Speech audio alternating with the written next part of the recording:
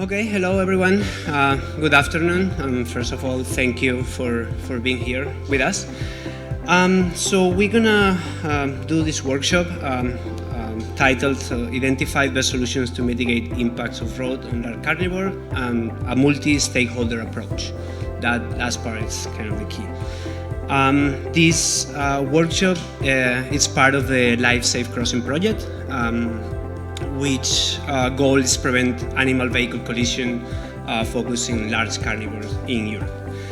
I'm just going to do a short introduction and then show you a bit how the workshop is going to run, and then we'll start the activity, okay? Well, I forgot to introduce myself. I'm Luis Fernández from Minuartia, from Spain. Then Annette Mertens from Agristudio is going to give you a short description of the project. Followed by two case studies, one from Niki Bombolakis from Greece and another one from Simone Ricci from Italy. And then we will divide in 4 groups, okay? The idea of separating those 4 groups is, so we're gonna give you some color cards that are labeled with the different stakeholders. So we will ask you to take the card that you belong to, either authorities or NGOs or researchers. You're going to see the categories there, and just keep it, and then we will use it afterward. Then we're going to create 4 groups. Okay, I'm going to explain that a bit better afterwards, so I'll pass that part. So I'm going to say that the main goal of this workshop is to promote this dialogue among stakeholders. Try to find solutions among all of us to different topics for the conflict of animal vehicle collisions. And the main output that we expect is to be able to identify some general recommendations related to the multi-stakeholder approach to apply this solution, as I said, to reduce road mortality risk affecting large carnivore. And at the end, with this result, try to produce guidelines that will hopefully help us to replicate the work that has been done in this project, in this Life Safe Crossing, in other countries in Europe or beyond. So as I was saying, I think this one is a bit better to see the dynamic. We are going to make 4 groups, and each of the groups will be working one specific topic of this huge conflict. One group is going to focus on identification of conflict areas. Another one will be focused on design and implementation of mitigation measures. Another one on monitoring and evaluation of measures effectiveness. And the last one in raise awareness about the phenomenon. So in each of the groups, that's, as I say, we're going to try to be that they are being made from all different stakeholders. We are trying to answer 3 main questions. Who must be involved to solve these specific topics from all the different stakeholders? How can we involve them? What would be the more effective way of bringing them on board? And from your perspective, what are the obstacles that you find when you try to do this, or that you can foresee, and we will try to find either some solutions to overcome them. The way we're going to do this, you see there are 4 panels divided in each corner of the room that have this structure with a different title for each of them. So we're going to separate and have this discussion and try to fill up these panels. And then after 35 minutes, this is what we have for this group discussion, we'll bring it together, and people that were working in different topics, because we cannot be, because of time, we cannot be rotating among them, but we will present the conclusions that are on each group, and the other groups could give their opinion and participate, and hopefully we'll have a common agreement at the end, okay? So I will give the floor to Annette for the introduction of the project.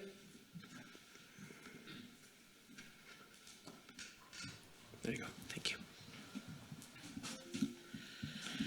Hi to everybody.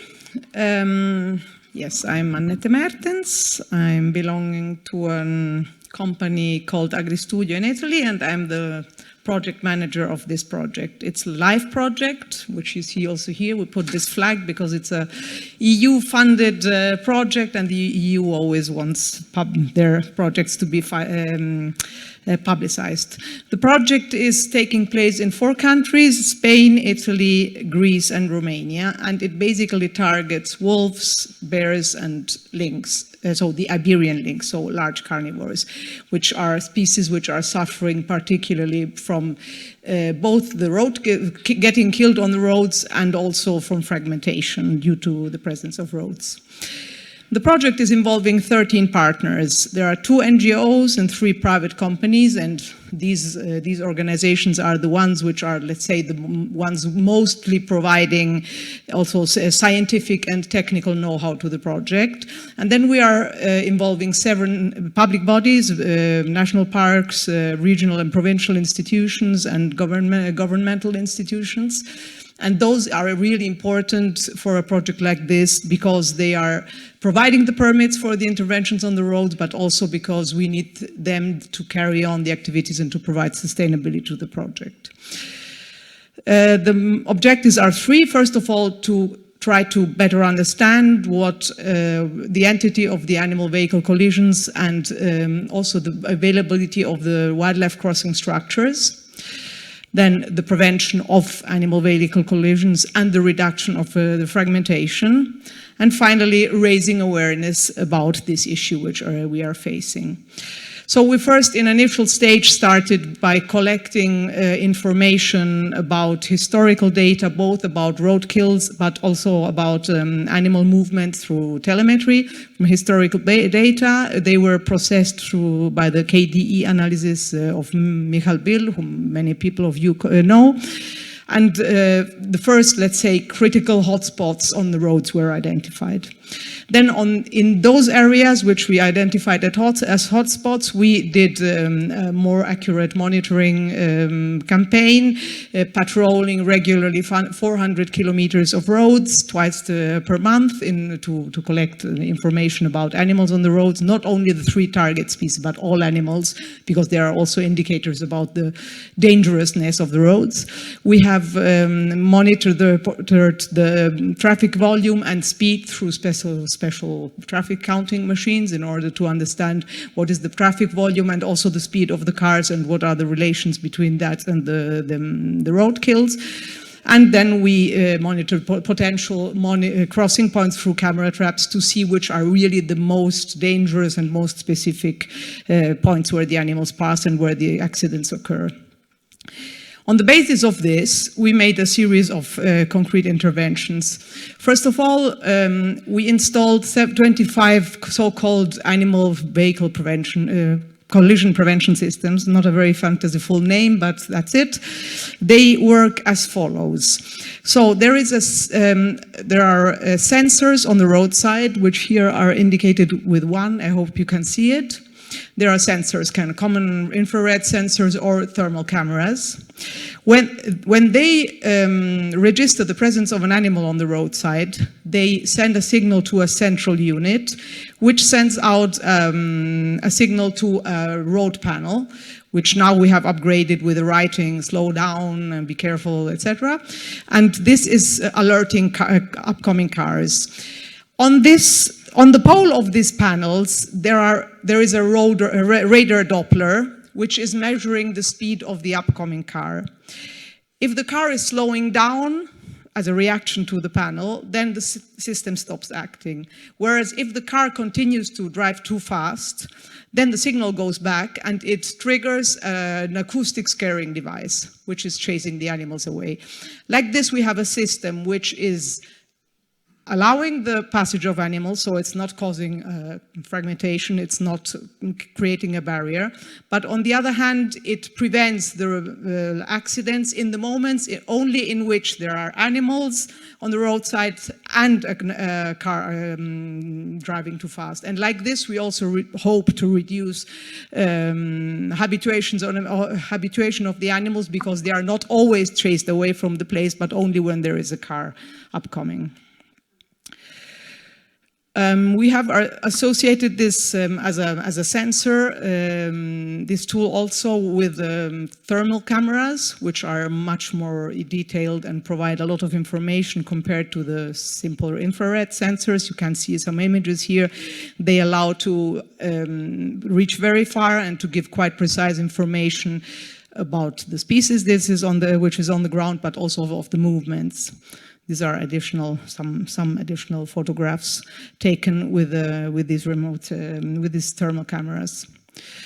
In a previous project where we have developed these tools, like Strade project, we have made an analysis of the effectiveness of these tools, and we saw that in 2,400 nights of activation, there have been 4,635 cases in which the system has registered both the presence of an animal on the roadside and a car which was driving too fast, because the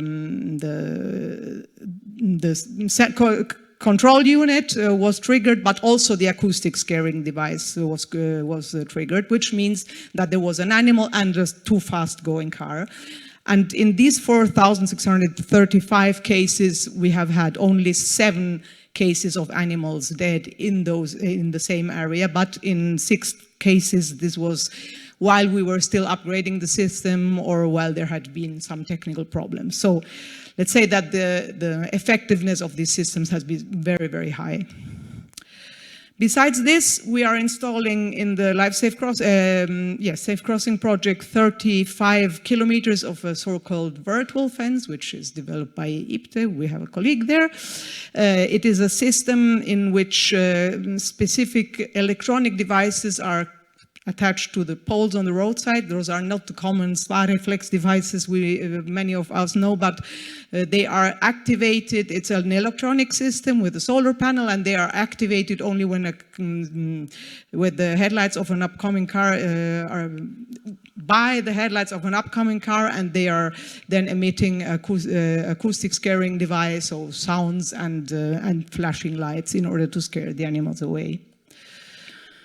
What we are also doing, or what we already did with the help of Minuartia, is to map 360 crossing structures in all 4 countries in order to understand which are the characteristics of the crossing structures, and to identify the ones on which we had to work in order to improve the crossing structures. With crossing structures, we mean underpasses. We have not worked on overpasses. And in Greece, our colleagues from Cosmote, which is the Greek phone company, has developed a software with the use of actually this is a mistake, it's over 70,000 images and videos. They have developed an automatic species recognition tool. So they are registering all the images of animals passing under the underpasses, but so you don't have to stay there and identify all the animals, but the system is recognizing the species automatically, and so makes a database of all the data. On the basis of that, we have started readaptation of 100 underpasses. We have now in Greece, Niki Vumbulaki, she will present that later, has rearranged 50 underpasses. In Romania, we have done it in 20 locations, and in Italy in 10 locations until now. And the final, last component, but not least, is the production of specific info panels, because through some opinion polls, we saw that the awareness of people of the importance of driving slow is very, very low. So all people who have been interviewed are suggesting as a solution for road kills to change road signs or to reduce the number of animals or other things. But nobody or very few people indicate the importance of driving slow and carefully. So what we did with a specific company, they developed 4 prototypes of road awareness raising panels, and we tested them with a so-called neuromarketing technique. It's a pure marketing technique in which some test persons have been shown these road panels in a virtual setting, and they have been submitted to an electrocephalogram, and they were also fitted with special glasses which register the eye movements. And like this, the analysis managed to reveal, on the one hand, the emotional reaction of the people towards these panels, like or dislike, etc. But on the other hand, also it identified which features of the panel were easily to recognize or not, where the site concentrated, or which parts they had avoided. And like this, we were all able to select the most effective panel, or to, let's say, according to the analysis, and also to understand from the graphic point of view how they should be improved to be as effective as possible. So after doing that, we have now installed 152 of those panels in the 4 project countries, and they are there, and we hope we are starting to monitor the effectiveness. Just to come to an end, we have also developed a video game for young people to raise the awareness of, well, future drivers, and we are encouraging people to play with them both online but also at public events, etc. And we have developed an app with which we encourage the general public to send us, provide information about roadkills. How much have I spoken? Can I show one very, very brief video? So this is one video of this infrared camera, which this is a pack of wolves, which is crossing back and forth, back and forth. And on the top you see a remote, it's a camera trap lighting, and then there is the car passing. This is just to show that animals also know to pass. And we have some videos also of the animals escaping when this animal vehicle collision prevention system is triggered, but we have a problem with the sound here, so we're not showing it. Okay, that's all from my side. I leave the word to Nikki. Sorry, Nikki.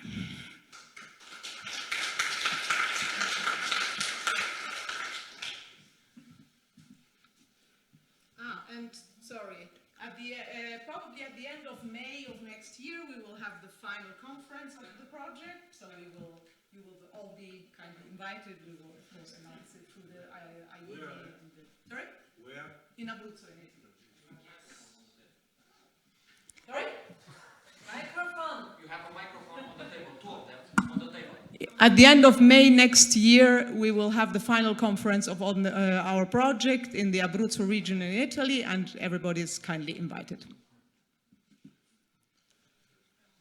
Okay. I'm talking on behalf of Egnatia Motorway, Egnatia Odos SA, which is a public company, a company belonging to the state, the Greek state. We are partners of this program, and I will speak about all the measures that we have taken during this project. Also, we are a stakeholder, as we are the manager of a motorway that is of 1,000 kilometers long.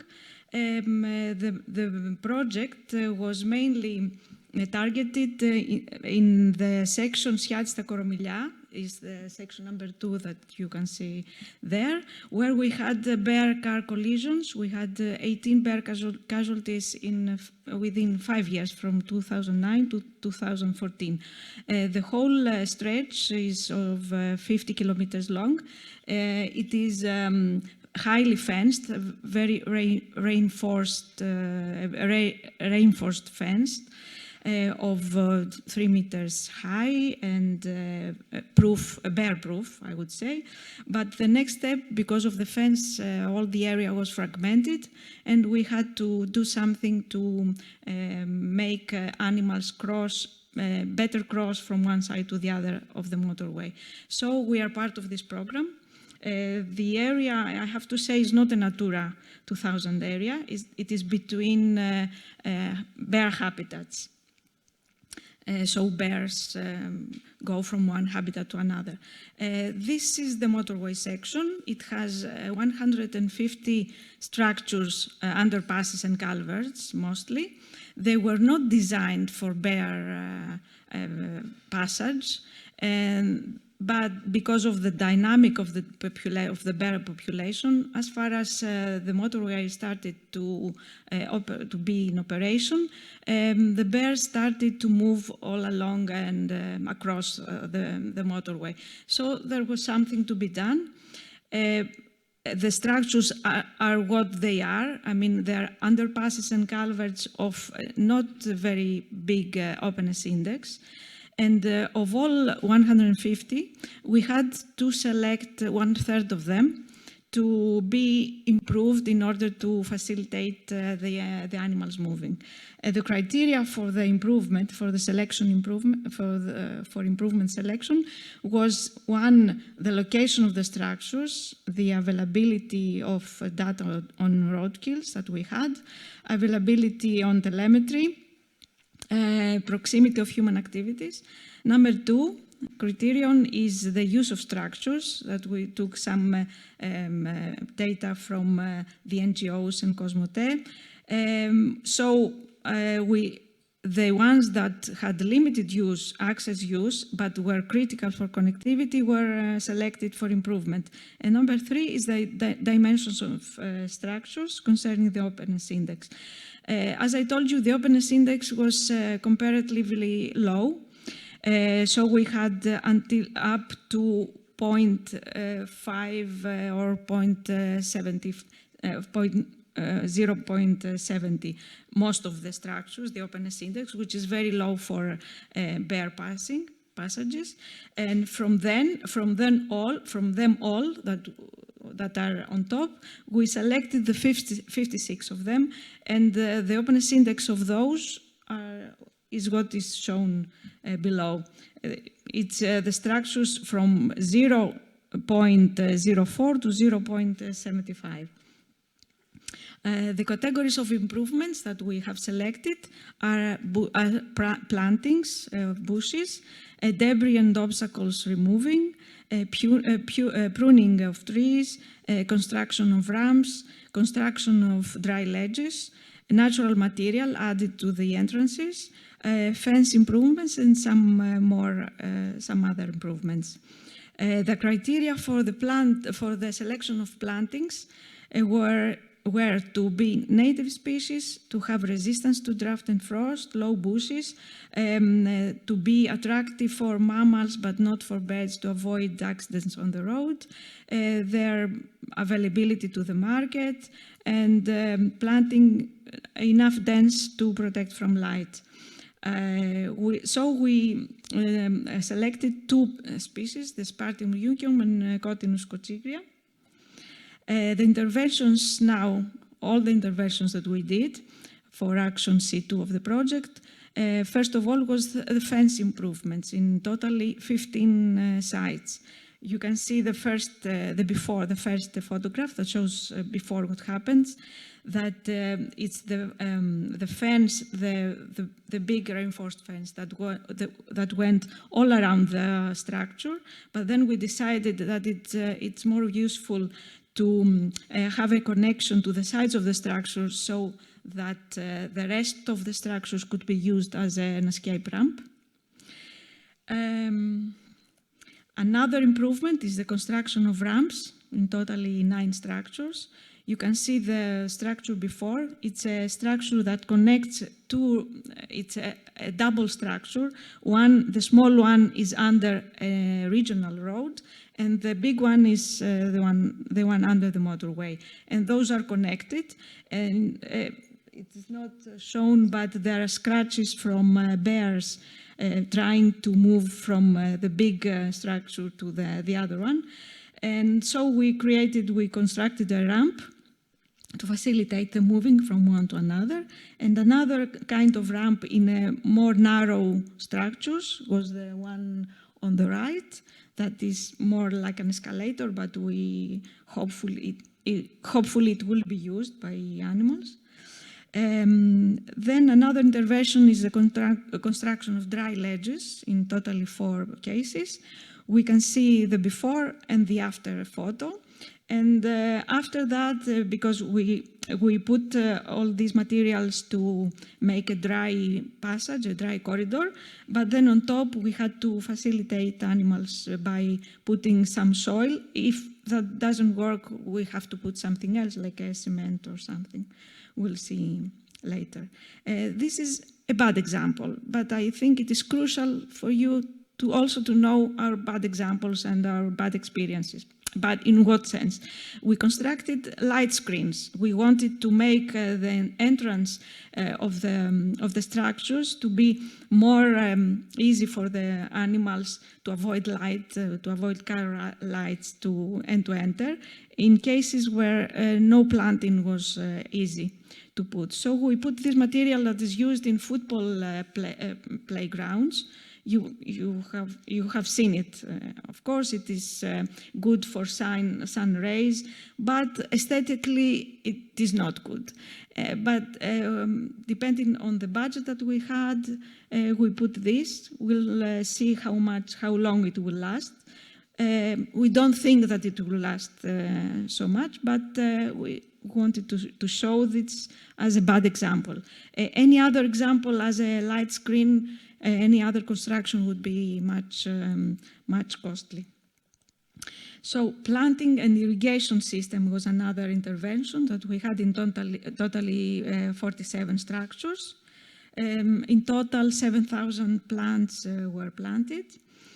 Removal of debris in another 30 structures. This was very critical for some of them, because some of them, you can see on the left, they were full of water. So we had to make a trench of 100 meters or so that the water is run away.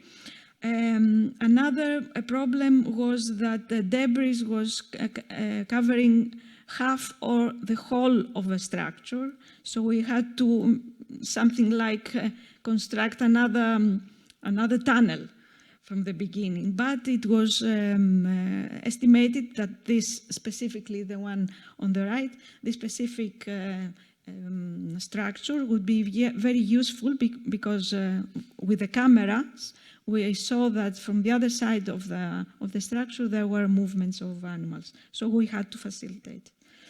Another intervention is the addition of natural materials in the entrances of the structures. This is putting wood and rocks in the entrances, at the entrances, to make it more attractive for small animals at first, to move towards the inside, and from then on we hope that bigger animals will be attracted as well. So we had many lessons learned from this project, and we wanted to share with you.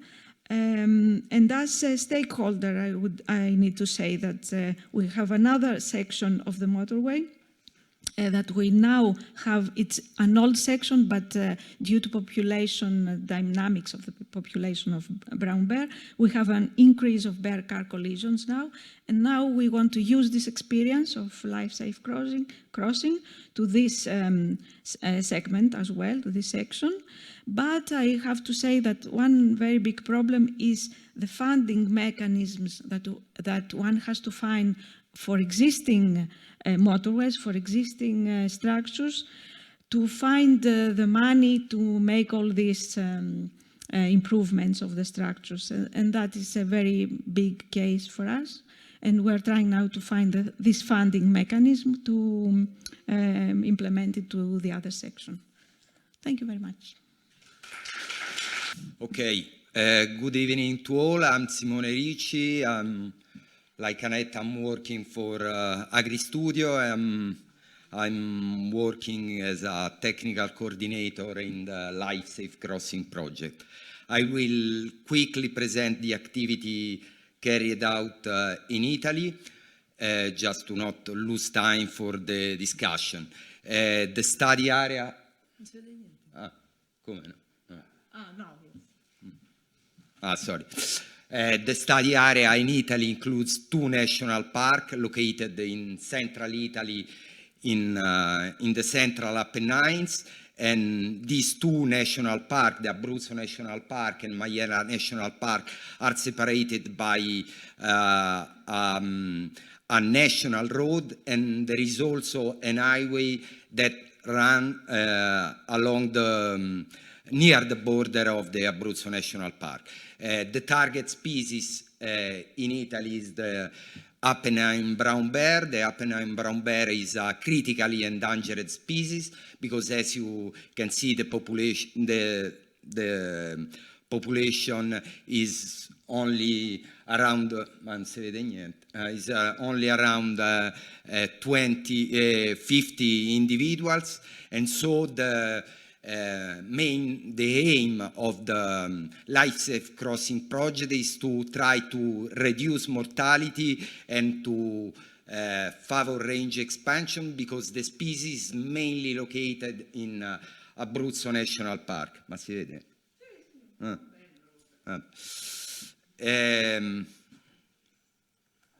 Okay, I will go quickly because already Annette present how we develop and how we select the area of intervention. We analyze the collision occurred before the starting of the project. We include the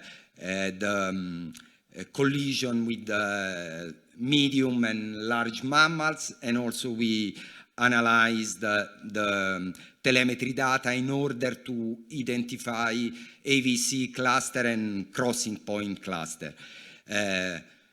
After this analysis, we start to direct monitor the selected roads, and we describe and characterize these segments in terms of location, especially of the location of barriers to animal movement. We monitor crossing points to camera traps, and as well as traffic volume, and regularly we patrol these roads these segments in order to record the animal found dead. The main intervention carried out in Italy until now are the installation of 8 AVC EPS, the system presented before by Annette. 5 are installed in Maiella and 3 in the Abruzzo National Park, and we are monitoring the effectiveness of this system through the analysis of the images taken by camera traps, and where we install the sensor, we install also camera traps, thermal camera traps, in order to understand what is happening. The other intervention is the installation of the wildlife active reflectors, and also in this case we are trying to monitor the effectiveness in terms to collect images from camera traps to see the reaction of animal to the activation of the system. The last intervention, but not less important, is the installation of we install already 84 road panels, and we are evaluating the effectiveness of the panels in terms of the response of the drivers of the general public through a specific questionnaire. All these actions are possible because since the beginning we involved the road management authority, specifically ANAS, that in Italy is responsible for the national road, and also the province of L'Aquila, because we act inside and outside the park, but inside the park there are the roads where we are implementing the action are provincial one. So this is fundamental, not only to obtain permits, but to build a strong relationship with these authorities. In fact, it's important also during the installation and after the project for the maintenance of the system we installed. This relationship build during our project is important because there is the possibility that some action will be replicated, and that's why, as you, I don't know if you can see, ANAS, the road, the national authorities, asked to put its logo on the panels. And also a big result was that, is that also Autostrada dei Parchi, the main motorway that ran along the, from Roma to Abruzzo region, they installed in every petrol station these road panels, and in cooperation with the Abruzzo National Park start to adapt the existing fences on the highway. So this is a very important outcome of the project. For sure, we are also, it's very important, as Annette said, to raising awareness of people about the impact of linear infrastructure, and I think that we have to put more attention because we can, okay, implement different technical solutions, but it's very important to act on the to act and to inform of the people. And so we organized local events. As Annette said, we used the video game, and we made specific information campaign for local driving school. Another important action for dissemination and to dissemination of what we are doing is the specific workshop with local authorities and other initiatives. And I think that this workshop is one of these occasions to receive your input and to try to, to understand how it's better to face this kind of problem. Thank you for the attention, and I want to thank the colleagues from the National Park who couldn't come but made possible all the work.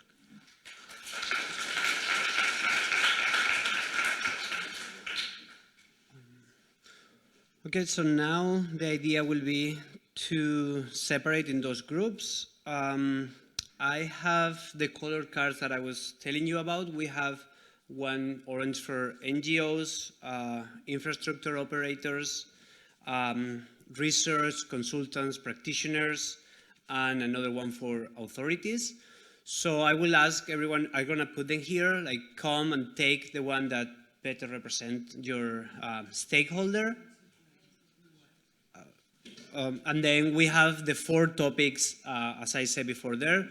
Number 1, identification of conflict areas is up there.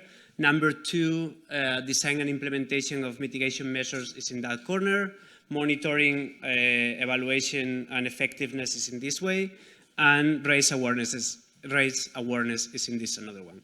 So if you arrive and you see there's already many people from your stakeholder, like move around. If not, the person in there will select the group. Thank you.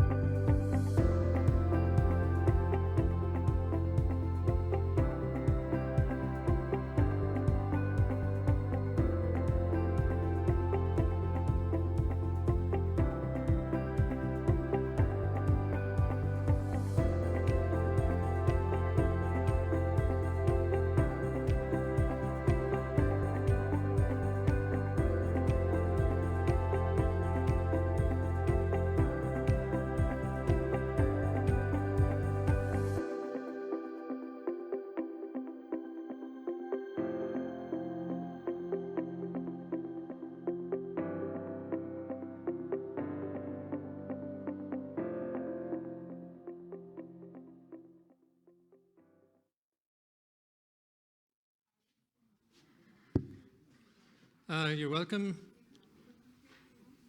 My name is Eugene O'Brien. I'm from the Research Driven Solutions company. And we were going to talk about the CEDAR recommendations for biodiversity and invasive species. So, Hans-Martin Hansen is going to open.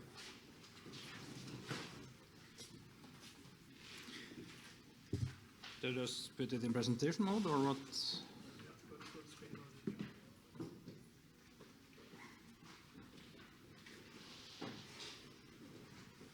Yeah.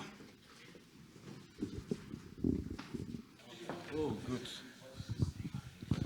So, may I have your attention, please?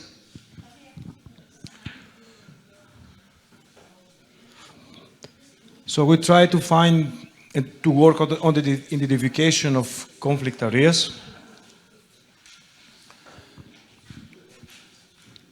And talking about who can be involved, we recognize that we need to have the local and national authorities, the local people, police and hunter, and researchers. But also we need to have road operators and in general citizens. But we also have discussed that we have to establish if there are existing road or not, because if it's on a planet road to identify the conflict area, it's another process. For example, the operators, they cannot be included because they have nothing is operating to give the opportunity to have conflict areas. In this case, we have to discuss how to prevent, let's say, conflict areas, which is another process. So how we can involve them?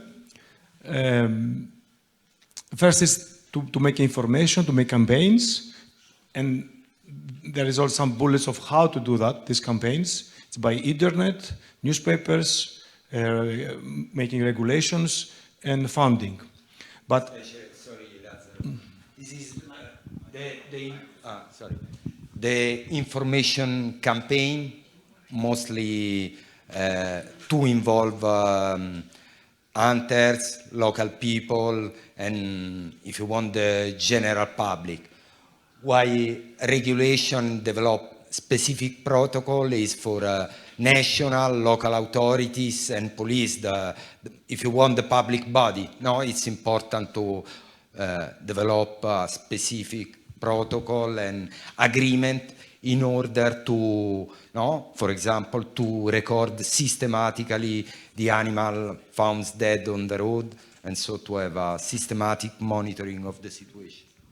yes, and this is the first level. In the second level, as we have involved them somehow, we have to establish a process of monitoring to follow a common protocol that we have, including collecting information in order to see where are these areas, what is the problem, and so on.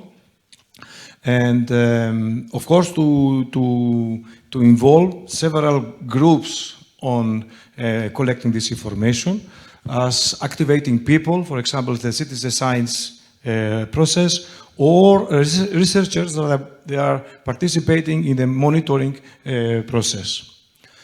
And about obstacles, maybe the first is the willingness. We have to see that somebody needs to want to do that. Otherwise, it's a problem. So we have to increase the interest of authorities, of people to participate in it, to see the subjects. One other point is the the lack of common language, which means that also sometimes we have a lack of communication. But also we have the lack of capacity, because we need to know people trained to do this work. And of course, funding and lack of time, because sometimes people want to solve problems or to take decisions without having the passion to collect the information and to base their decision according to the information. And all this is the reality. All the directors need to make a decision the next month to solve the problem.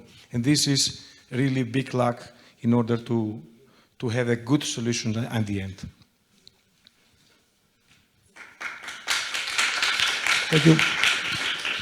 And I think it's important to underline that there is a more or less a very common view between researcher, NGO, and also the people who work in the road sector. So I think it's important.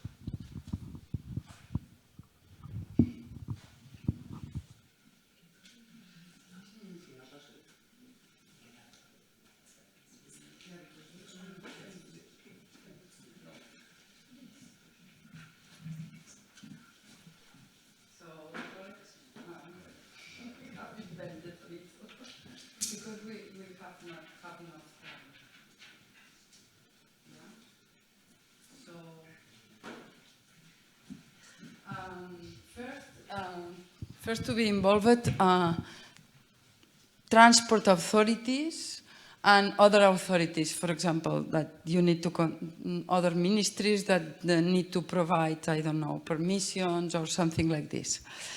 Then the experts that are going to design these measures, that we are thinking about engineers, but also we are thinking about the ecology part, yeah? Then local authorities, but also local communities, very important. It's not only the authorities. Our colleague from the WWF has remarked that we also have to involve some, I don't know, let's say, important local groups in the local communities. Then landowners and land users, we have added, the people that is cultivating the land or that are having the property of the land. Very important, we think, that are the local hunter associations, because we know that they have local knowledge about wildlife that could be very, very important. Perhaps your expert doesn't know where are the movements of the animals, so the local hunters association. And finally, well, innovative people, they have said, or perhaps if it's very conflictive, perhaps you will need experts on communication. Not always, but perhaps you must consider. How to involve it? We have remarked three things, or something more. So, public awareness to inform, for example, as Matthias has told many times, this is varying depending on the type of measures, for sure. So we can devote a whole workshop, one for the signs, one for the fencing, one for... But in general, we think it's important to inform the public that will be using this road, for example, yeah? To have meetings with experts, meetings with these landowners, farmers, meetings with hunters, but perhaps not all together. Perhaps you need to talk with them and then decide if you need to put all them together. And then we think that you can involve them in monitoring or providing feedback, yeah? Explaining if these measures that you have installed have, for example, reduced the number of animal vehicle collisions or not at all. Or showing like the wolves are reacting to these signs, yeah? This kind of feedback is perhaps, I think it's a very good contribution, because often we never do this. We put things and the local people and the local stakeholders never knows about the results of the monitoring. And finally, thank you, Nikki, because we have not done our work. And obstacles to overcome, budget is one that you don't have if you don't have money.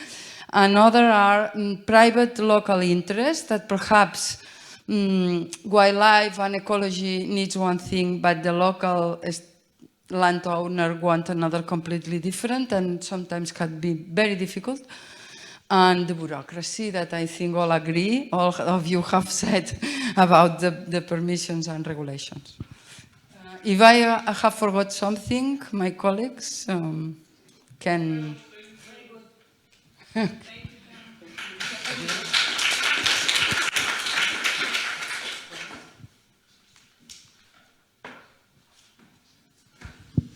you. So we were talking about the monitoring and evaluation of measures effectiveness, and we came. One of the things that we thought stakeholders that must be involved are either governmental agencies or NGOs, because I think we did this one a bit wrong. It's not how we could involve them, but we say how they should be involved, doing what, let's say. So we're coming like these governmental agencies or NGO could be involved providing the funding, so then research can develop guidelines, protocols, or set up to actually monitor the effectiveness. And then in the way of also involved in how to actually take the data, it also depends, let's say also came in our group, it depends if we're talking a big scale or we're talking about really specific issues. But I think, we think that the transport infrastructure field could be involved, could be trained in how to take this data, because they spend a lot of time in the infrastructure, and also because there is a lot of time there's a problem with security and access, restriction of the access to the infrastructure for researchers or volunteers if we want them to take the data. But these field crews are already allowed to be in the infrastructure. Then we talk about road manager, or transport infrastructure managers also can be a focal point to collect the funding and the data to then share with the other stakeholders. We were also talking about the public awareness, as Carme was saying now, either from landowners, public people, which will be the users, for example, or local hunters, and trying to involve them to respect the world, to allow the world, for example, so don't interfere with either camera traps or sand traps or things like that. And also important to involve the legislator to make this monitoring and this evaluation mandatory within regulations. And about the obstacles that we were finding in all this process was, of course, lack of funding, time pressure, the lack of practical applications, something that came from the transport infrastructure managers, that they need some practical translation, some practical application of this research result and clear guidelines on how to apply them in the infrastructure. Also, another obstacle that I also already say, the security and access to the infrastructure. Also, we're kind of debating if there is a lack or misuse of standard monitoring protocols. So we decided to put both. Maybe for some mitigation measures, there are not standard protocols. So everyone just do their monitoring as they know or as they can. So then we cannot compare. There's no possible comparison between to evaluate effectiveness. Time pressure and lack of political interest and political pressures. So that's where we came. If I forgot something, someone want to include anything else? No? Thank you.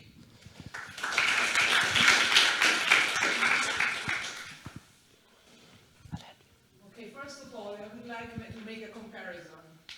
I don't know what that means. No, it means that you write only one sentence for within one post. We can split them. It's not a matter of number. Yeah.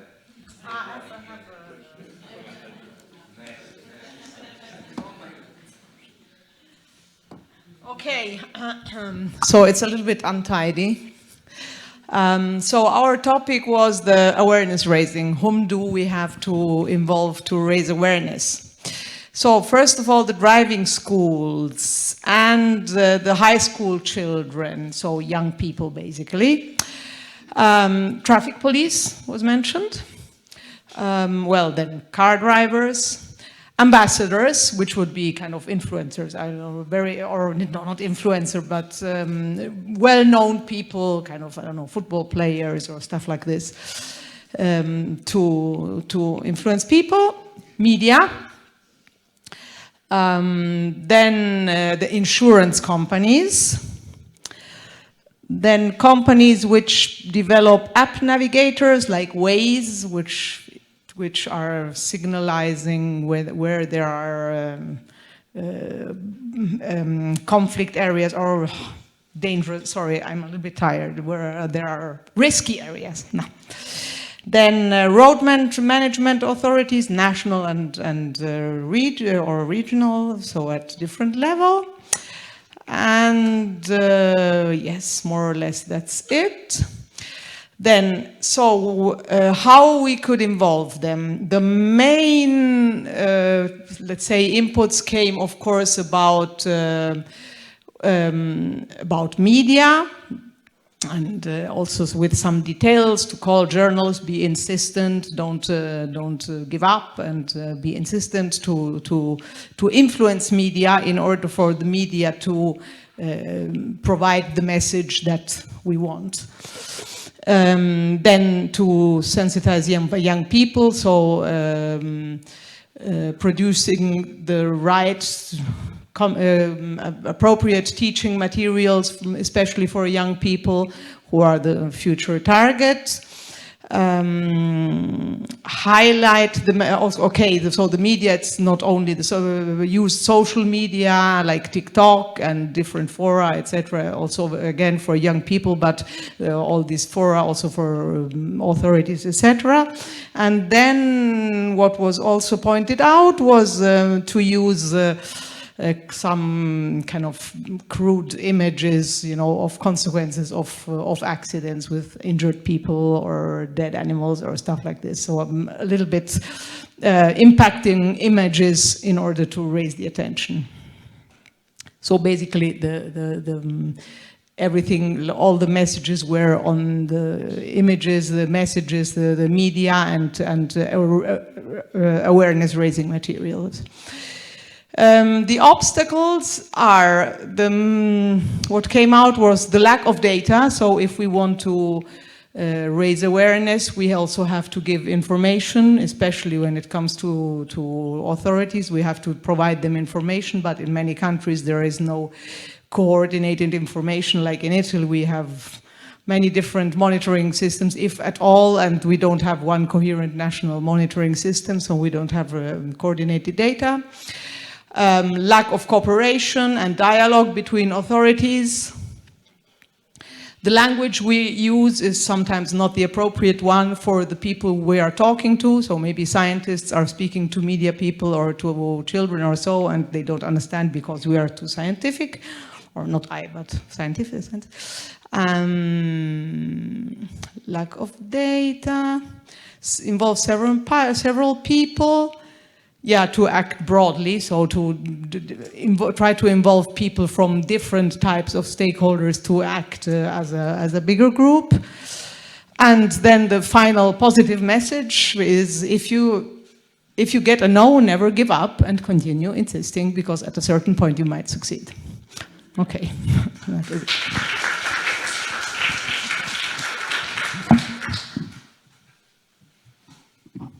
Okay, well, I want to just thank everyone to be so active at the end of the day and just say that we're going to keep and integrate all these results to include it in this guideline that we will produce within the Life-Safe Crossing project. So thank you, everyone.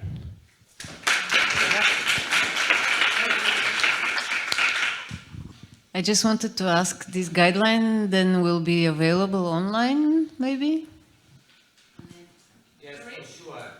The guideline will be available online after that, on the project page.